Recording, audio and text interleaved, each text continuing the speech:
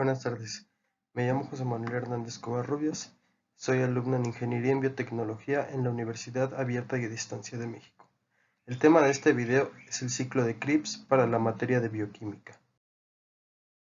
El ciclo del ácido cítrico, o como también es conocido, ciclo de Krebs, en honor a su descubridor Hans Krebs, se trata de una ruta metabólica en la respiración celular, y se refiere a la formación de la primera molécula del ácido cítrico durante este ciclo, mediante la oxidación del acetil-CoA, que proviene de lípidos, carbohidratos y proteínas presentes en dióxido de carbono, además de energía química en forma de ATP. Este ciclo se lleva a cabo en la matriz mitocondrial en eucariotes, mientras que en procariotes sucede en el citoplasma y consta de 8 series o reacciones. Aquí tenemos la representación gráfica del ciclo de Krebs, donde podemos observar las 8 reacciones o etapas que lo conforman. Del mismo modo, podemos observar las 8 enzimas que se encuentran involucradas en cada una de las reacciones, por lo que analizaremos cada una de ellas, así como los cofactores necesarios para cada reacción. Reacción 1. Formación de citrato o condensación. En esta primera reacción, el acetil-CoA es el cofactor y se une a una molécula de 4 carbonos denominada oxalacetato, mediante la enzima citrato-sintasa, para dar como producto citrato, es decir, una molécula de 6 carbonos, además de la liberación de moléculas de dióxido de carbono. Reacción 2.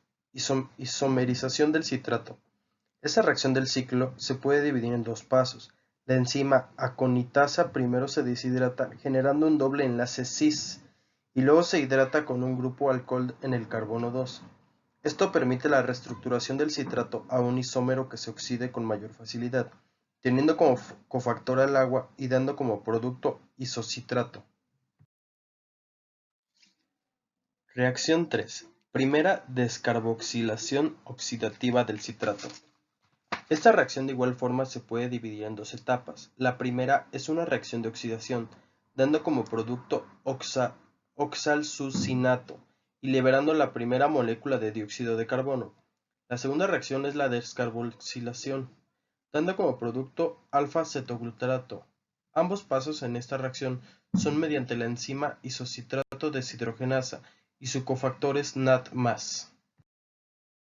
Reacción 4. Segunda descarboxilación oxidativa del alfa-cetoglutarato. En esta reacción se produce la segunda descarboxilación del alfa-cetoglutarato para dar como producto succinil-CoA y dióxido de carbono mediante el complejo enzimático alfa-cetoglutarato deshidrogenasa, utilizando como cofactores TTP, NAD+, FAD y coenzima A. Reacción 5. Formación de GTP a partir de succinil-CoA. En esta fase, la enzima succinil-CoA sintetasa actúa para llevar a cabo la fosforilación a nivel sustrato de su cofactor GDP para dar como producto GTP, succinato, además de regenerar la coenzima A. Reacción 6. Oxidación del succinato a fumarato. En esta fase de oxidación, la enzima succinato deshidrogenasa utiliza como cofactor FAD para obtener FAD2 y dar como producto fumarato. Es importante mencionar que esta enzima es la única que no está en la matriz mitocondrial, ya que es una enzima integral de la membrana interna de la mitocondria. Reacción 7. Hidratación del fumarato. En esta fase, la hidratación del doble enlace de fumarato es catalizada por la enzima fumarasa para obtener como producto el isómero L-malato, utilizando como cofactor agua. Reacción 8. Oxidación del malato a oxalacetato. Esta es la última reacción del ciclo de Krebs, por lo que también es la última oxidación para obtener oxalacetato, mediante la enzima malato deshidrogenasa, y su cofactor es NAD+. En la siguiente tabla mostramos un breve resumen del ciclo de Krebs. Como podemos observar, en la primera reacción el sustrato es oxalacetato, su cofactor es acetil-CoA y agua. La enzima es citrato-sintasa. Es una reacción de condensación irreversible, dando como producto citrato. La segunda reacción, como ya lo habíamos mencionado antes, se puede dividir en dos fases. En la primera fase, el sustrato es citrato, su cofactor es agua. La enzima utilizada es aconitasa. Es una reacción de deshidratación reversible, dando como producto cis-aconitato.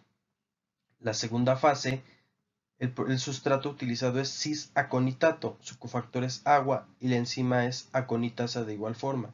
Es una reacción de hidratación reversible, dando como producto isocitrato. La tercera reacción también se puede dividir en dos etapas. En la primera etapa, el sustrato es isocitrato, su cofactor es NAD+. La enzima utilizada es isocitrato deshidrogenasa. Es una reacción de oxidación irreversible, dando como producto oxalsucinato y NAD. En la segunda fase, el sustrato es oxalsucinato, su cofactor es NAD+, la enzima utilizada es isocitrato deshidrogenasa, es una reacción de descarboxilación irreversible, dando como producto alfa-cetoglutarato y dióxido de carbono. En la cuarta reacción, el sustrato es alfa-cetoglutarato, sus cofactores son TTP, NAD+, FAD y CoA. La enzima utilizada es alfa-cetoglutarato deshidrogenasa. Es una reacción de descarboxilación oxidativa irreversible, dando como producto succinil-CoA, NAD y dióxido de carbono. La quinta reacción, el sustrato es el succinil-CoA, su cofactor es GDP y fosfatos. La enzima utilizada es succinil-CoA sintetasa. Es una reacción de transferencia de fosfato reversible, dando como producto succinato, GTP y coenzima A. La sexta reacción, el sustrato es succinato, su cofactor es FAD, la enzima utilizada es succinato deshidrogenasa. Es una reacción de oxidación reversible, dando como producto fumarato y FAD2. La séptima reacción, el sustrato que se utiliza es fumarato, su cofactor es agua, la enzima utilizada es fumarasa. Es una reacción de hidratación reversible, dando como producto el L-malato. La última reacción del ciclo, el sustrato es L-malato, su cofactor es NAD+, la enzima utilizada es malato deshidrogenasa. Es una reacción de oxidación reversible, dando como producto oxalacetato y NAD. Ahora veamos qué pasa con esta pregunta. La reacción del ciclo de Krebs, catalizada por el succinil-CoA sintetasa, ¿produce el compuesto de alta energía del GTP a la reserva de ATP celular? La respuesta es sí. Como podemos observar en el esquema del ciclo de Krebs, resaltado en rojo tenemos la quinta reacción catalizada por la enzima succinil-CoA sintetasa. La coenzima A de la misma es sustituida por un grupo de fosfato, formando un enlace fosfodiéster que después está transferido a GDP para obtener GTP como producto final. Ahora veamos cuál es el rendimiento neto de ATP en el ciclo de Krebs. Lo primero que debemos recordar es que durante la glucólisis en el citoplasma, la glucosa se convierte en 2 piruvatos de 3 carbonos cada uno, y mediante una reacción de descarboxilación se obtienen 2 acetil-CoA, además de que en este proceso obtenemos 2 ATP y 2 NAD+, como lo podemos ver en la tabla de abajo, resaltado en color azul. También recordemos que cuando el ácido pirúvico se convierte en acetil-CoA, se obtienen 2 NAD+. Igual eso lo podemos ver en la tabla de color naranja. Ahora observemos el siguiente diagrama del ciclo de Krebs. Como podemos observar, durante el ciclo de Krebs, dentro de la matriz mitocondrial, obtenemos 3 NAD, los cuales los podemos ver en color rojito.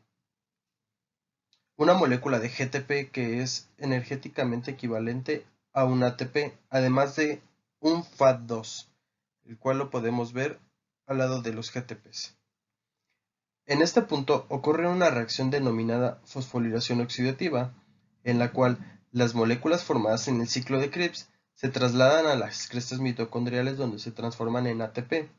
Este orgánulo, técnicamente hablamos, lo podemos representar como una máquina que hace ATP, donde se consiguen por cada NAD 3 ATPs y por cada FAD2 2 ATPs. Entonces, recopilando, tenemos 10 NAD, 2 FAD y 4 ATPs, de los cuales tenemos 2 NAD de la glucólisis, 2 NAD de la conversión del ácido pirúvico, 6 NAD formados durante el ciclo de Krebs, recordando que obtuvimos 2 moléculas de acetil-CoA, dándonos como resultado 10 NAD. También tenemos 2 FAD2 y las 4 moléculas de ATP, 2 de ellas formadas durante la glucólisis y 2 de ellas durante el ciclo de Krebs, por lo que el rendimiento neto es igual a 30 ATP de los 10 NAD, 4 ATP de los FAT2 y los 4 ATP puros, por decirles así. Entonces tenemos en total un rendimiento de 38 ATP durante todo el proceso.